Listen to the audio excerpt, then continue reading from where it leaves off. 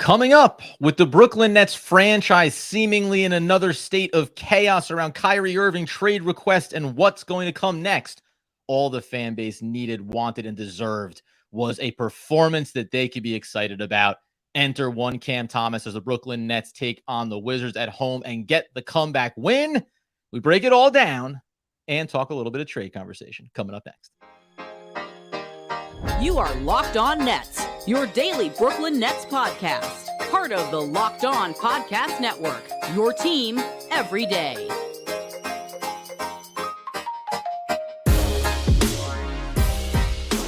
Brooklyn, yo. Yes, my friends. It is the Locked On Nets podcast right here on the Locked On Podcast Network. It's your team, the Brooklyn Nets, every single day. Over there, you're going to find Doug Norrie, owner-operator of DFSR, for all your daily fantasy sports rankings from DraftKings to FanDuel. He's got you covered.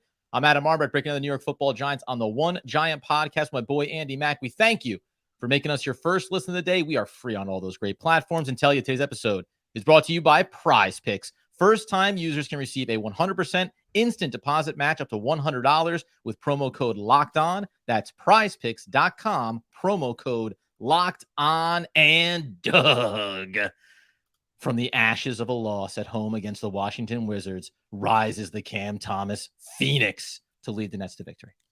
Oh my goodness. What a game. What a game. I very rarely do I get really nervous during games. I'm just like, I want the win so badly. I mean, I want the Nets to win every game, right?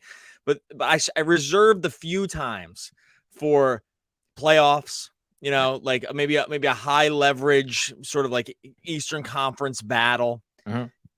And the ones where everyone's out and it's just the young guys it's just the afterthoughts.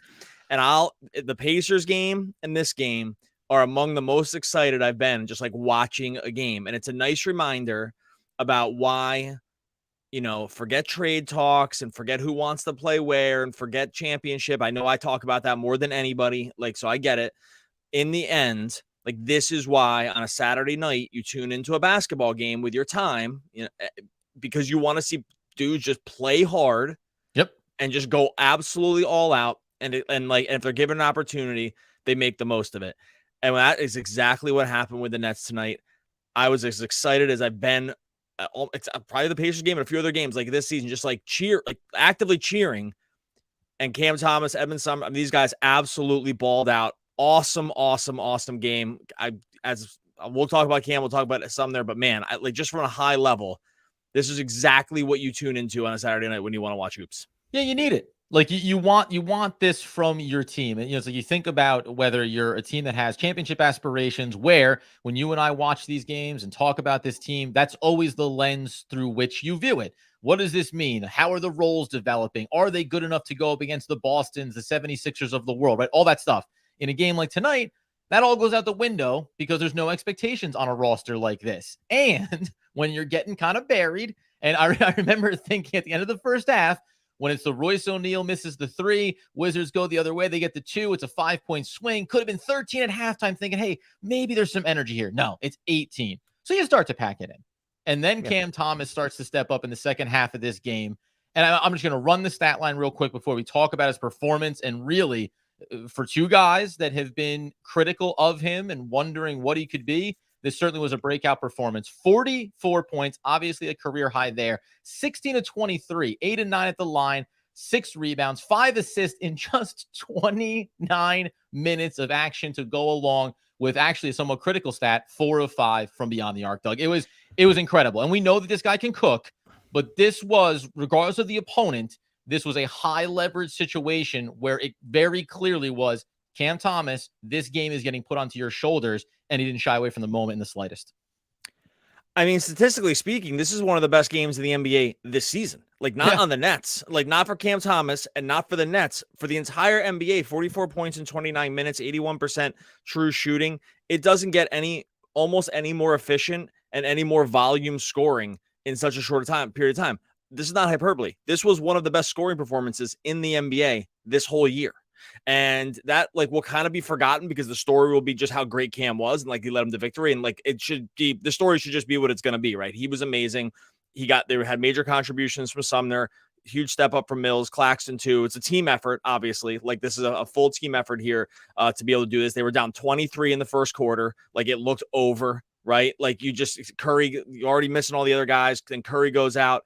Harris looks dead. Like and then to just get this kind of step up performance from these dudes and Cam. Yeah, look, we haven't been pro Cam Thomas. We've been very specific actually about what I thought some of his holes in his game are. Yeah. Some of these things he's like looks like he's cured. like the 3-point shooting. Like he was a 27% 3-point shooter last season. This game brought him to 40% on the year. That's good enough. Like you are good. Like that now you are a legitimate like outside threat, and we already know he's a 3-level scorer. He was completely in his bag. I was to the point where when he missed the shot, I think it was like with 2.5 minutes to go, and he begged to get fouled. I was like, they didn't have a good angle on it. The way he'd shot every other shot, he's like, he must have gotten fouled because the shot was off. The shot was so far off. I never believe these guys when they say they got fouled because everyone just thinks they got fouled when they miss a shot. But he was so locked in and in the zone that when that shot sort of like side rimmed it, I was like, dude, he must have gotten hacked because this guy, he's hitting floaters in the lane. He's hitting step back threes. Like he's hitting shots over bigger guys. He made everything. It was amazing. Like this game really was one of the most fun games just from a single player too. And if it sounds like I'm just sort of like ranting and raving about it, it's just because this is what you want to see, man. Like this is what you want to tune in for. Cam was every bit and more in a game where the Nets easily could have packed it in. Yep. Like everything screamed, pack it in. Kyrie, no KD at the game. Simmons can't play. Everyone's hurt. They're getting crushed. Like, and to have all this storyline go around it, and centered around Thomas and Sumner too, it was just so impressive. And that we're not guys that have praised this guy a ton in the past, just because, and mostly because we thought there was like elements of his game that could really get better, and they hadn't. And now it looks like they're probably just turning a corner. By the way, man, cast your mind back because it was February 16th, 2022, when Cam Thomas helped ice the comeback against the New York Knicks, a 28-point deficit, 111-106. Like I was just that game almost sent Stephen A. Smith to the grave. Stephen A. Smith, go find it. That's right. All-time rants after this game. It's an all-time. I watched it 10 times. I can't stand Stephen A. Smith. Cam Thomas. But he was mostly an anti-Knicks rant. Yeah, because he was so fed up with the Knicks, but it was basically like Cam Thomas like killed him. It was like because Cam was so damn good, and this game was reminiscent of that. Like it was a glimpse into he can be an elite scorer. We've known this, right? It's like if turned loose, right? Like, and which he was tonight. If turned loose, he has this kind of upside. It won't look pretty every single night, but at volume, when he's in his back, like you know it. Like you knew it right away. It was like, oh, it's on for him right now. Like just give him the ball every damn time.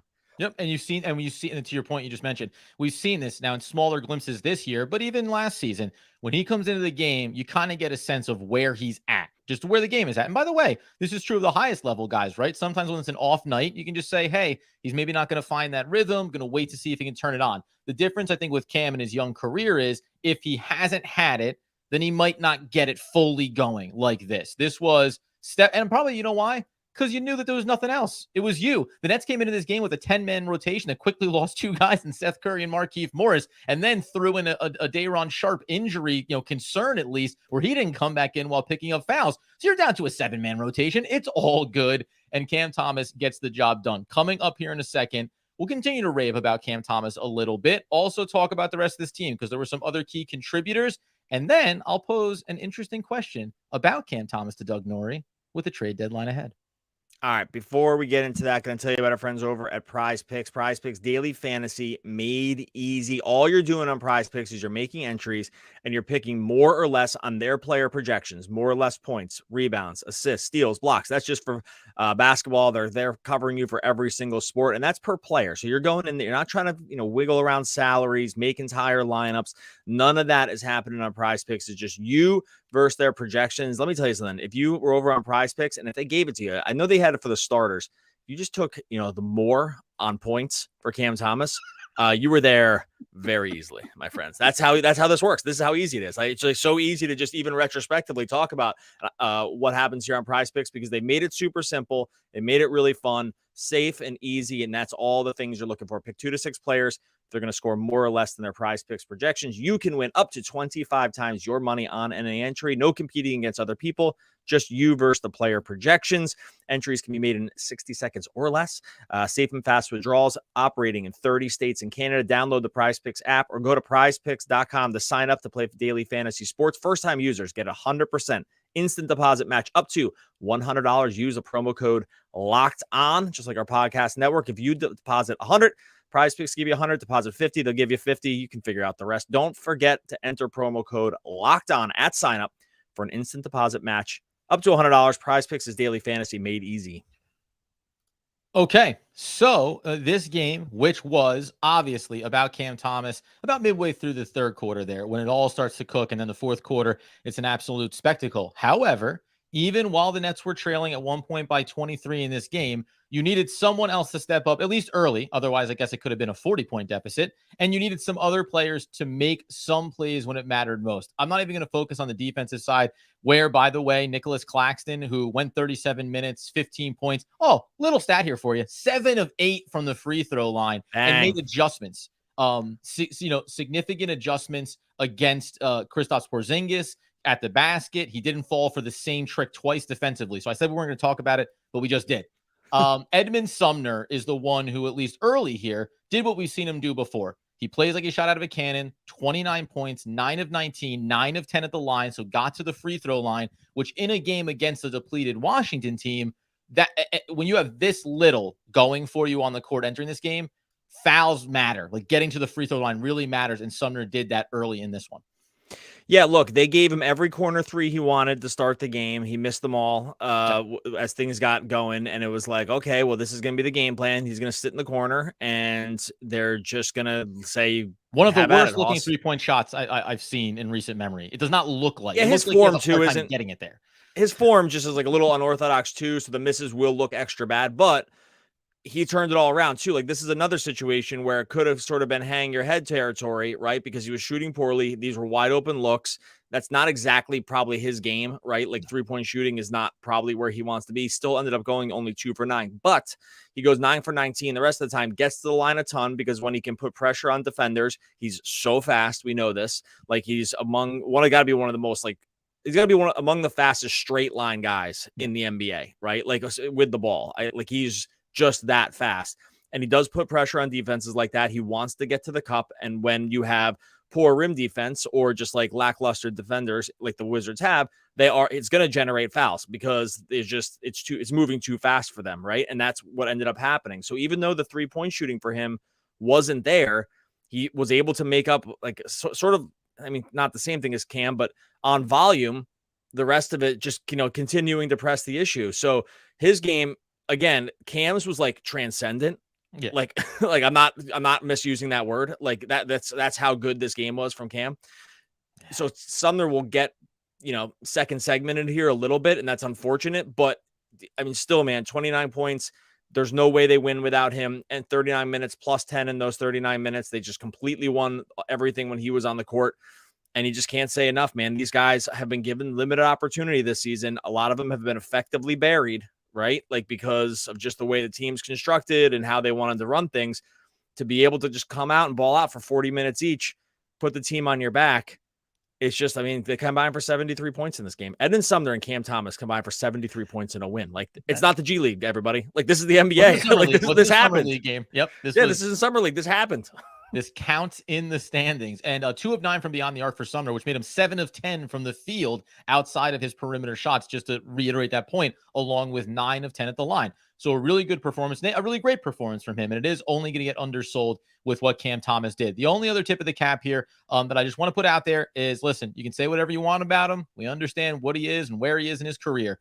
Patty Mills, I know it's 5 of 14. I know it's just 2 of 5 from deep, but guess what? He hit back-to-back triples in key sequences when it actually really mattered. And the one thing you can say about Patty is he's a veteran, he's a professional, and he shows up ready to go. It's not always going to be perfect, but he showed up. And without him in those couple of triples, this game could have been what an amazing transcendent performance from Cam Thomas as the Brooklyn Nets fall by 4 to the Wizards at home. Yeah, and he hit a long two that was pretty clutch Yeah. too. Like he didn't. I'll be honest with you, because I sometimes don't look at this stuff all the way during the game. I'm actually surprised it was only 5 for 14, because I in my am too. mind, Yeah. I think sometimes in my mind I translate big shots into like multiple makes. That's worth right, like when you're 3 watching makes. it, right? Exactly. That counted for 3, and so when I saw the 5 for 14, I was like, oh wow, I just like kind of don't remember the misses as much, because the makes were so good and in high leverage spots, and these guys closed all the minutes down at the end. It was a good matchup because the Wizards don't have dynamic guard play. Like, that's the kind of situation where these guys can stay. I mean, they had no choice tonight, right? Everyone's hurt. So it's like not like there weren't going to be a lot of just like buttons to push here for Jacques Vaughn. These were the guys, and it was just going to either be make or break time with these dudes. But they kind of lucked out, because the Wizards and Monte Morris and Denny Avdia and guys like this and Corey Kispert aren't going to push the action against underwhelming defensive guards, which kind of some there's a good defender, but the other two aren't. And that worked out it played into the Nets' favor. It's like, well, at that point, we're going to kind of trade basket for basket. And these guys were up to the task. So yeah, just can't say enough about the 3 guards, like, and sort of like it's funny too, because the 3 of them are probably not exactly perfectly aligned on the NBA timeline spectrum, right? Between like very young player in Cam, sort of been around a little bit in Sumner, and then been around a long time in Patty Mills. So they're all along the timeline here, which is another cool story. There's just so many cool stories from this, man. Like, and it kind of makes what we're going to talk about next, like, or in a few minutes here, like kind of a shame, because you want this to be the feeling you have every night watching it. When you root for a team and you spend your time, and our most precious commodity is time, right? It's the one thing we'll never get back. Like everything else you can kind of earn. A lot of it to this Nets team. Everything else you can earn and work hard and do stuff. You can't work your way into more time. So when you give time to something like people do with sports, your hope is that the time is well invested, like from an entertainment standpoint. Yep. And so when you get a game like this, it's like confirmation that it was your time well spent, because it's super fun, right? Like, life is fun when your team just really, really plays hard, and it looks like everyone really cares, and Barclays is rocking. And like, that's kind of why you do it. And which juxtaposes really unfortunately because you would hope that like everyone that's involved in the situation would want to have the same energy in every single night. Yep. And because of circumstance and all this other stuff, that's just not the case. And so this Nets game enters this very weird parallel universe almost that they're in, which is, it was awesome to watch this game and these players, and there's just like this other thing going on with the team that makes it really difficult to root for. And I don't know, it's a really weird juxtaposition, I think, at this point. It's a bummer. It's not watching a night off for the stars where the backups come in, right? Scheduled rest like day, that like Pacers game. Have.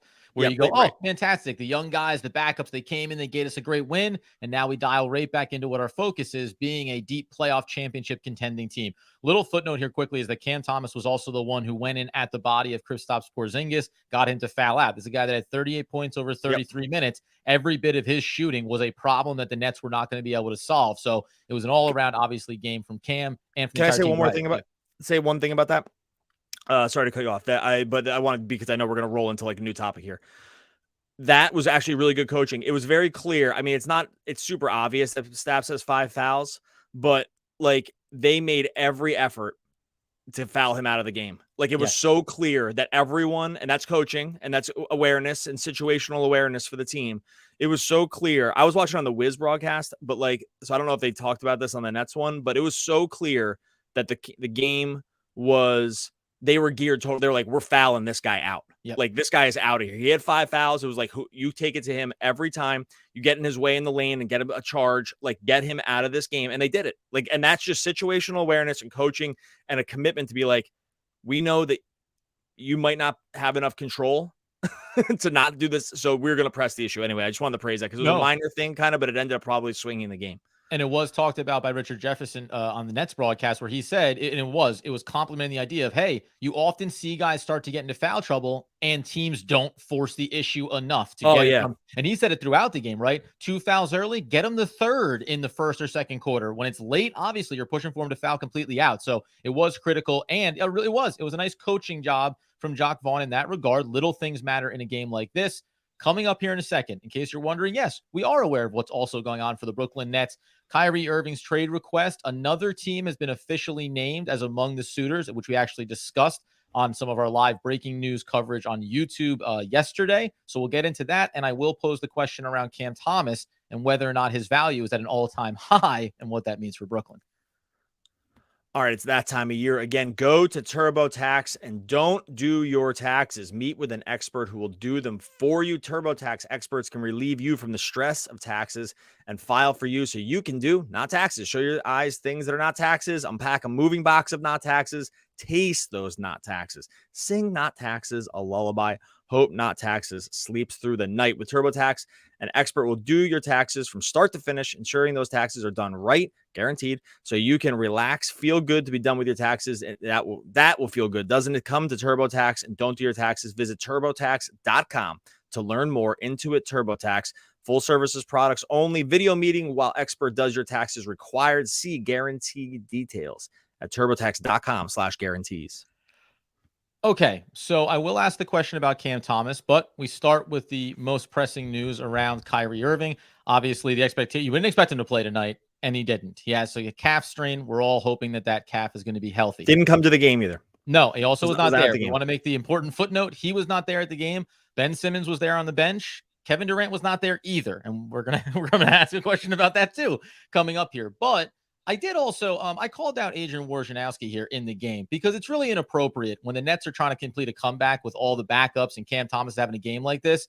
How dare you, sir, report that ESPN sources say the LA Clippers have also emerged in pursuit of a Kyrie Irving trade, joining the Lakers, the Mavericks, the Suns, says, and others. But that officially, I think, kind of makes the short list of 4 that feels there are tangible things there. I feel good that when we did our breaking news around this, these were the teams that we listed. Yeah. You know, Clippers were actually one of the first ones that you and I both said Western Conference, like check mark 100%. This is a team that would be in on him. As it stands right now, I know that we can look at this and say better heads prevail, or that the offseason is going to be a better time to accomplish this, sign and trade, facilitate, etc. I will say that since the news broke of the trade request, I have been not surprised, but just teams are coming to the table. It seems like there are legitimate teams that are willing to have these discussions. The difference between who thinks they can get Kyrie and extend him immediately versus rent him, we can split hairs on that. But does another team emerging like this make you feel like there could be real traction on a trade?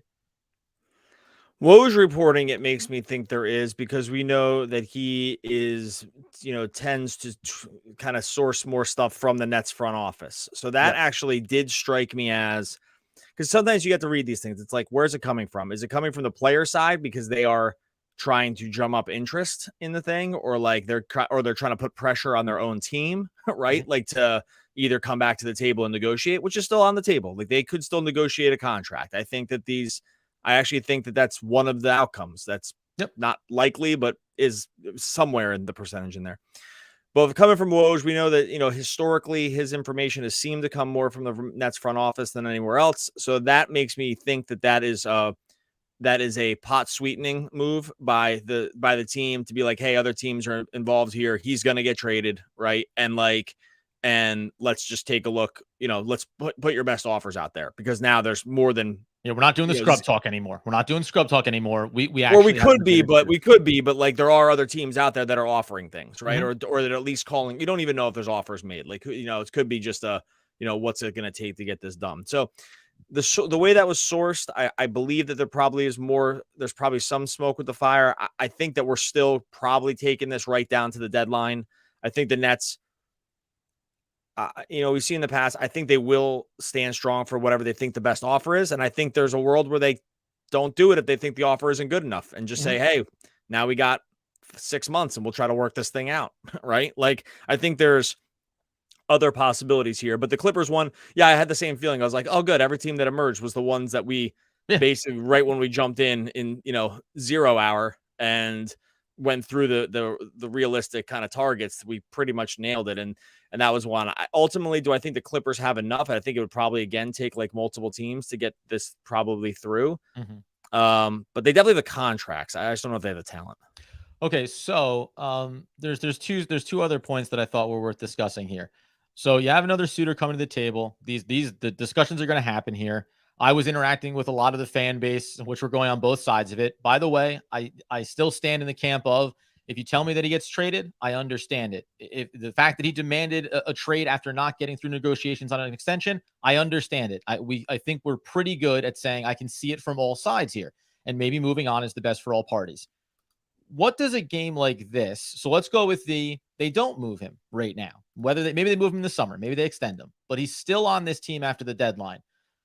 This Cam Thomas performance, what does it mean? Does it mean his trade value is never higher? And if you want to go add that other piece and you have Kyrie for the remainder of the year, or even if you move him, Cam Thomas moving, does this help Cam Thomas as a Brooklyn Net? That's really what it comes down to, because it's an amazing performance. And if you follow this podcast, you know I fall in love with young players. And Cam Thomas has been a guy that's frustrated me, but a game like this is exactly what you need to do for me to go, okay, I can see what you can be for this team in the long term as a starter.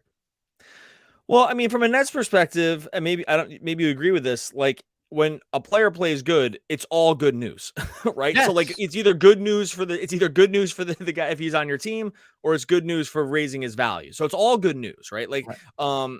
I think that is the start. And that's an obvious statement, but I think it's worth to like sort of specify that, because I think either way this actually ends up working out okay for the Nets. Look, do I think he's a 35-minute per game rotational player at this point? Probably not, but like he has clear massive upside in these games. He's not afraid. Like he has a lot of actually probably intangibles among the other skills that he has. So I think you could like imagine a future where he is allowed to play a lot, and it's entertaining for the fan base and it wins you some games. And you know, if he's your best player, it's a problem, but like it's a nice player to have. This was really well timed in terms of the trade deadline. I will say that, like, this was, do I think that like teams would make decisions to trade for a player because of one game, or choose to hold on to a player because of one game? No. Mm-hmm. But do we all have lizard brains that like kind of just remember the last thing we saw? Yeah. And I think NBA brass is the same way. And so I think from that standpoint, for sure, this was like the best timed peak Cam Thomas game you could ever have, whether it's because you want to sell him to your fan base going forward, or you want to sell him to another team to say like, hey, we're going to package some things together and do something to make this team even better. So I think it's kind of all good news, but I'm not confident that it like lands him either on the trade block or with the team going forward. So let's go the layer deeper then, and I'll give my opinion on it as I pose the question, so it's not just me directing them all at you.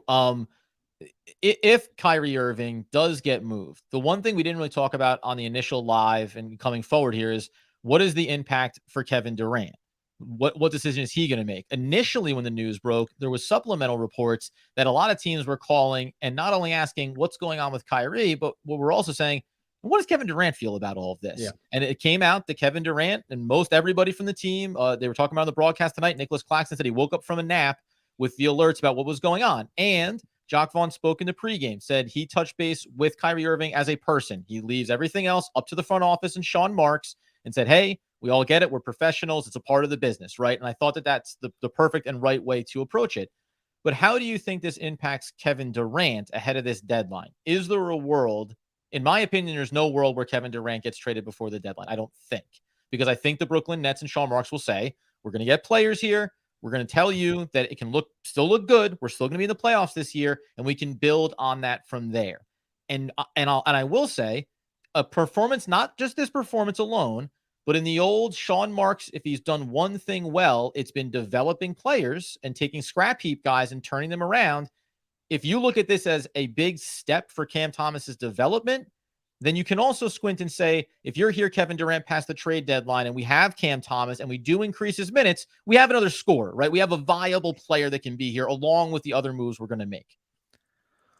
Yeah, it's always weird to think, or funny to think about these interpersonal relationships. Like it seems like Kevin Durant has been, at times, appreciative of what Cam Thomas does and frustrated with him too. That it's just, we only get to see what happens on the court. Like, I don't think there's any reason to think that like they don't like each other or anything. Do I think one game would sway KD on that standpoint from like an organizational perspective? Almost definitely not. So I don't. And maybe is more that what you mean? no, well, from a net side of it, because we said other teams, okay, we see a game, but we don't see him every day. Can this be the culmination of what everyone is seeing, Kevin Durant included, in saying, okay, maybe he has arrived, and whatever that role can be for him in the short term, we were seeing it. Now we're seeing it on game day. Like, now we're seeing it when it matters most, and I can see how that can be a good combination. Yeah, I mean, I will say that we have seen this from Cam before. Like you mentioned the Knicks game before, so it's not like we didn't know it existed. It just and by the way, it hasn't been consistent either. So it's like and whatever's happening behind the scenes that we don't know about has made it so that he's not really been playing that much. I do think there's probably other things too, and we talked about Vaughn's sort of veiled comments about work and other stuff, like having it be a job and whatever, and whether that was directed directly at Cam or not. So I like maybe, but I think KD is just going to KD. Like, I don't think that stuff actually matters too much for him. I am though. One, I agree with you that he'll be here by past the trade deadline. I'm not confident he's here next year. Like, I think that there's like a bunch of other stuff that we're probably not going to know. I think the timeline on getting him traded, even if he asked for it right now, that would be super. It's going to have to be so fast. I mean, these would be like monumental moves. So I just don't think we'll see it happen. I think they'll probably just, again, they'll hope that they can do something on the off season again. They're just not going to do it. So I don't think he's traded. Look, this is Saturday night. Thanks for everyone to jump into YouTube. This is all we're going to talk about this week, right? Yeah. Like, this is going to be, and that's great. I mean, this is what we're here for, right? Like, this is what we want to talk about. So I think we'll have more ideas of this, like maybe by Monday or something, about where and how the landscape is unfolding. My guess is right now that KD does not get traded, though. No, and that's where my sentiment lies as well, for a myriad of reasons. I don't disagree with you that it doesn't mean that come this offseason we won't hear something different, but it is going to be fascinating. I have connected with Locked On Clippers, Locked On Lakers, Locked On Mavs. We talked with Nick Angstadt the other day on the live, so we're going to circle back and start to drill down on some real trade packages from the other side, because I always think it's good to get their perspective. So we'll feather those in throughout this upcoming week as well as we head towards the deadline. So be sure to be locked in to those episodes. Yeah, I kind of faded out there at the end. By the way, still a really great game from Cam Thomas tonight. Oh man, it doesn't take away any of my excitement from earlier.